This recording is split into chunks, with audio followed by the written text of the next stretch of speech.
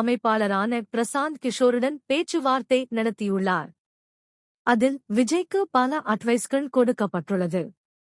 குறிப்பாக நீங்கள் அதிமுகவுடன் கூட்டணி வைக்க வேண்டுமென்றால் சட்டமன்ற தேர்தலில் பாதி சீட் கேட்க வேண்டும்.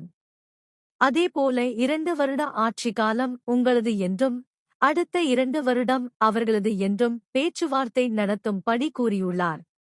மேற்கொண்டு மேஜர் அத்தாரிட்டி எப்பொழுதும் நீங்களாக தான் இருக்க வேண்டும், இல்லையென்றால் பாஜகவை போல் பின்னோக்கியே இருந்து விடுவீர் என்று அறிவுறுத்தியுள்ளாராம்.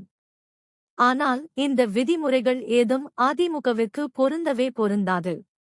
பல ஆண்டுகளாக தமிழகத்தில் ஆட்சி அமைத்து வரும் நிலையில் புதிதாக வந்த கட்சிக்கு இவ்வளவு ஆதரவு கொடுத்தால் இதர கூட்டணி கட்சிகளை சமாளிப்பது இயலாத ஒன்று என யோசித்து வருகிறார்களாம்.